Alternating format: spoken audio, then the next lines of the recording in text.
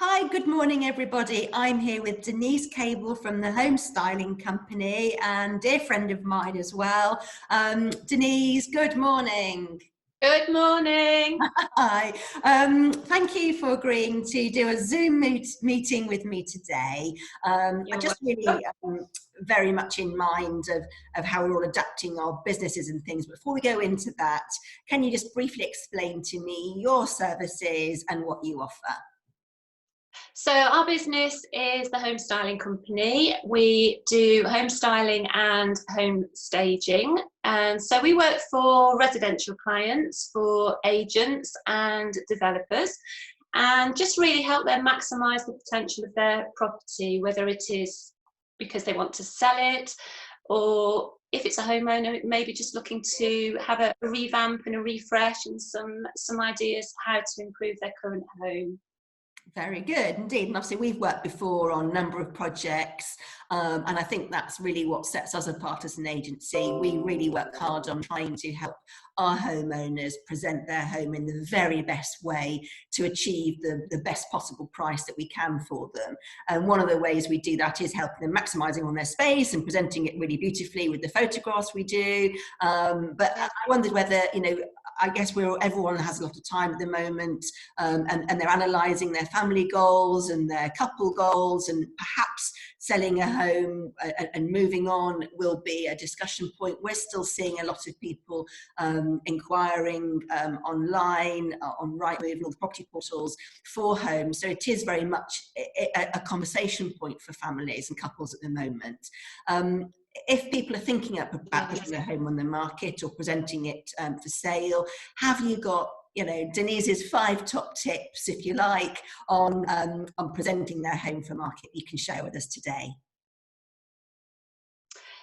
Yes, well, I shall certainly try, Lottie. And again, none of this is groundbreaking. It's all just really kind of sensible advice that applies to you if you are thinking of putting your house on the market. But equally, if you're just at home wanting to make the best of your home environment as it is.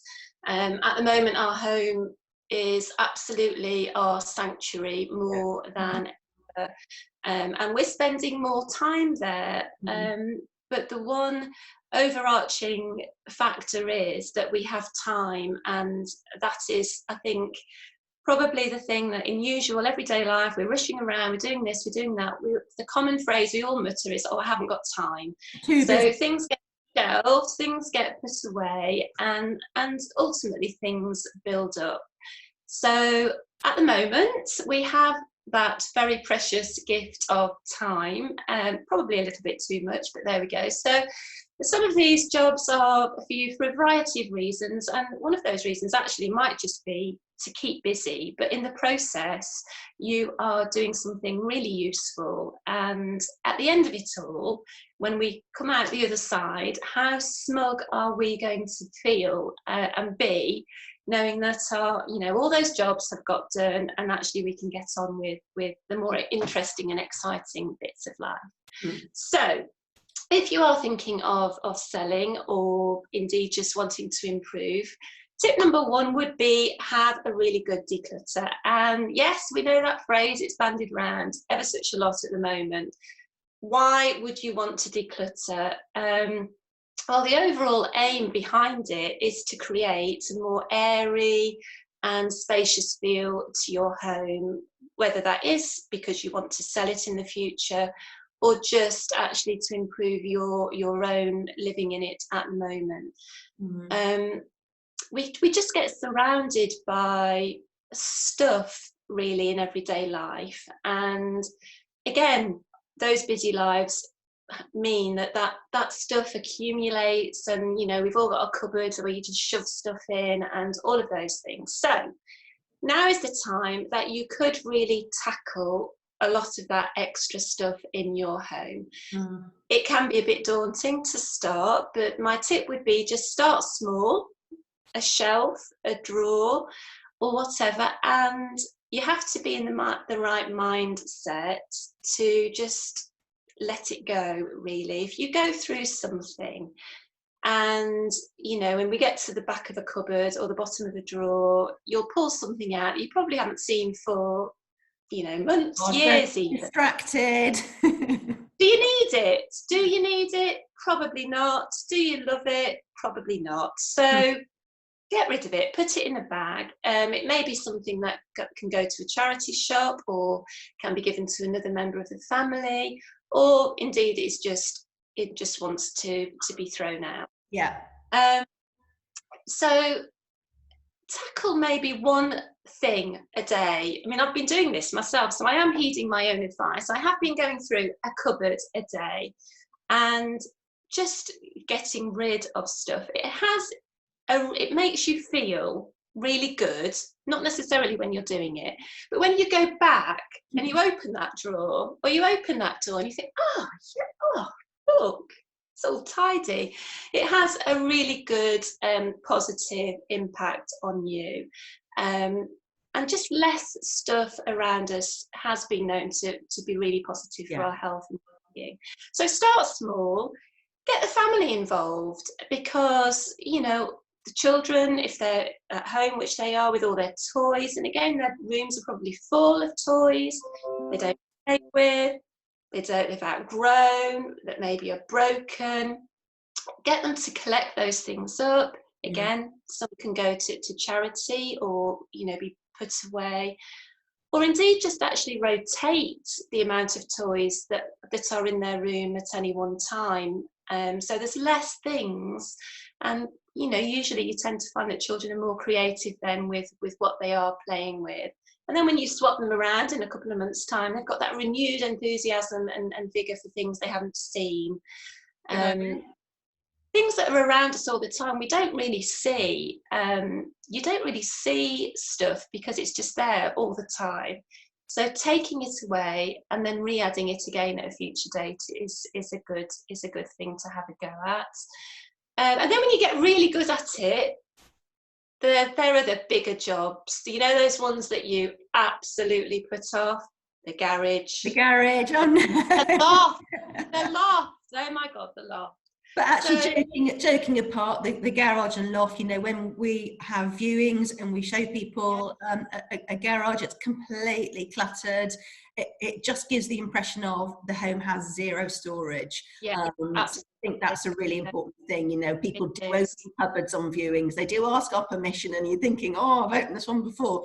But typically they're tidy. But people need to see in the cupboard. They need to imagine their things and what they've got in situ in the home. So it is an empty garage and a clear loft space is really key for viewing. So that's great advice. It is. Absolutely. And it's not, you're not creating yourself an extra job. If you want to move, you are going to have to pack these things up.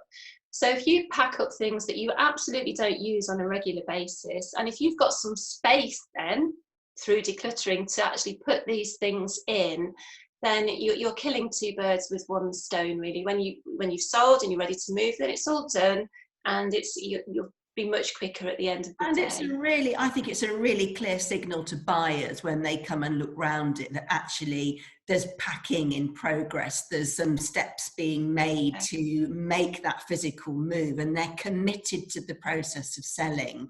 So it gives buyers a lot of peace of mind to think that, you know, not only can they see the space that they're hoping to become theirs one day, it's the owners are determined to make the next move to the chapter, you know, forward in their lives. So that's really key from us, the advice that we like to share for our clients.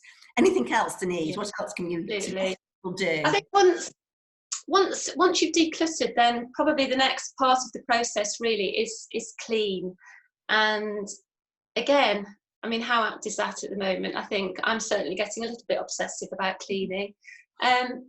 Again, in our daily life, so busy, we do the basics, we run around, we do the cleaning, you know, the general week-to-week cleaning. But again, it's a really good time to maybe tackle the jobs that, again, are in our mind. You know, I'll do that when I've got time. The big tomorrow. Cleaning jobs, you know, so things like moving the larger pieces of furniture out. Again, you've got the family at home, get everyone to help, pull things out. Yeah, get the muscles, clean behind things, you know. Again, when you're moving, you might take a picture of the wall and you'll think, oh my God, what's that behind there? Because, you know, they're not things you do on a regular basis, take things off the wall and dust behind. But again, with that time on our hands, we could tackle some of those extra jobs. Power washing, oh my God, I love David's favourite. I think power washing should be a therapy in itself, because again, just prior to lockdown, I had power washed our furniture, which I don't think got done last year. But that instant gratification when all that dirt It's happening in front of your eyes. It's brilliant. The patio did start to lift at the same time, which wasn't the desired. However, the furniture itself is pristine. But it just makes an amazing difference. And again, you know, our outside spaces are really important at the moment. And if we're lucky enough to have a garden and somewhere we can go out and the sun hopefully comes back out again, having those spaces clean and fresh is great massively for ourselves. Photography point of view, but from curb appeal to have your front all, you know, washed down and shiny lights and nice clear pathway. It's not slippy, there's no algae there. That's massively important, because many people will drive past a home if they're local and it's on the market before making contact with us. So for us, it's you know, yes, we can present the home with photographs, but if they turn up and there's, you know, a lot of moss and leaves on the driveway, it doesn't look good, and a broken gate. So it's little things like that that are really key. So that's another great bit of advice. So thanks for that. Do we have time for one more? Yeah, once you've got it in your hand, you want to keep going, don't you? That's the thing. And on the patio. We've all done that, yes. So I think if you've decluttered and you've cleaned, then kind of the last part of the process really is you can organise, and you can organise kind of routines, but parts of your home that again maybe lacked a little bit of organisation. It might just be tidying your bookcase. Now, officially, if you were home staging, bookcases are supposed to be only half full. That's the hard. That's hard, yeah. Very hard, but you know, organising things like paperwork and filing. Again, you know, busy times, we make piles of paper, especially if you're thinking of selling, getting everything related to the house in one place, and just actually folders, again, paperwork thrown away that's out of date, and just getting systems in place in the home that just make for a more organised environment around yourself, really. And as Lottie, you know, as you have said, if there's any little bits of broken bits you find as you go around, you can fix them as you go along brilliantly. But the last thing I would say, really, and I think it's important that we're obviously all happy in our homes at the minute.